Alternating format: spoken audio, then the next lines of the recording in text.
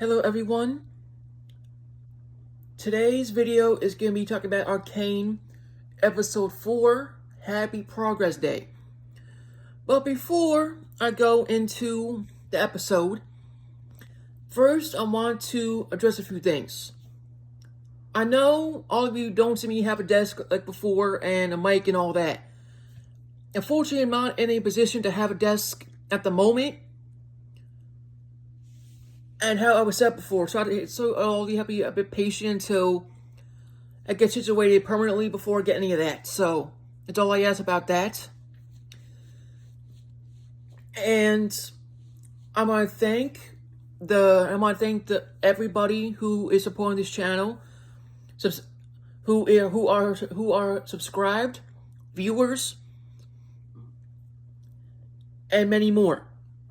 Without all of you, this won't be done in the first place, so I want to say thank you. Without all of you, this won't be done at all. My channel is at History Buff 2.0. Can't miss it. You'll see a Guardians logo. Please hit the like button, comment down below, share, all the good stuff.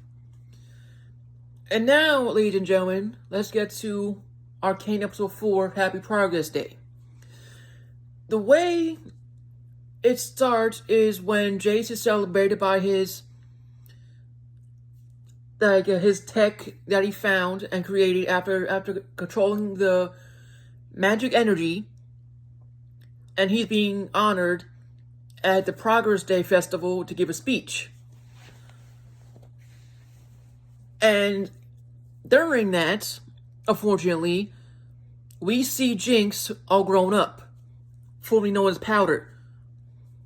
And she is not herself in a lot of ways because Vi kind of left her at a bad time and she turned out loony. And she wasn't herself. I can understand that, and if someone cuts you off and you love them and everything, you're not the same person. And you go nuts.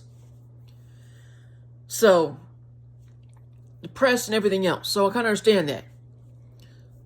So she's working for Silco and everything, and the ships are coming in for the Progress Day Festival. And that's where we see Jinx for the first time. And when, like, enemy forces, not the enforcers, but a different kind, I forgot their names, they basically try to go into the cargo and try to get rid of the substance from down below that Silco is making. And once that happens, and they're on the ship and everything, the papers are signed illegally, of course, and the person who looks through the cargo is basically bribed by the underground city to bring it to Piltover. That's where Jinx kind of messes up. Because at first she's doing good, and basically she sees a girl with red hair and thought it was her sister Vi, but it wasn't. And she freezes it up and kind of screws up the whole mission. And once after that, the leaders under Silco kind of are sick of Jinx and complain to Silco, and he's not having it and tells them to do her job, and that's about it. And unbeknownst to her, Jinx is above Silco on the ceiling. And when Silco addresses her and comes down from the ceiling, tells him her situation and everything, and basically tells her to relax and go build her, how to say this correctly, her machines, as she usually does. So once she's at her spot, she goes nuts, and if you see the episode and you know what I'm talking about. If you haven't, this is kind of like a preview of that. So she goes nuts, talks to herself, she sees illusions, stuff like that. And frankly, I don't blame her. She lost her dad at that point, stepdad. Vi abandoned her and everything. Her friends were dead from childhood. So she went nuts. After that, she did something beyond stupid, but also important. She set up a trap after Jace said his speech and everything. And of course, he's not liked by a lot of the councilmen and women because he's a lot younger and smarter, but somewhat so experienced, unfortunately. And Victor and Jace, one of the councilmen who was a scientist, Hyperdinger, I think his name is, their inventions and everything, and he expressed his concern, but he doesn't say no.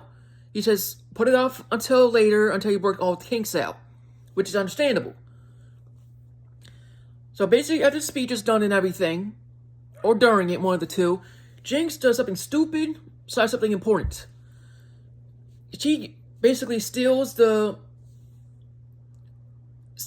magical ball of magic / power. I forgot the name of it, unfortunately, due to my shitty memory from time to time, and basically blows up buildings. I believe blows up a building and kills a lot of enforcers.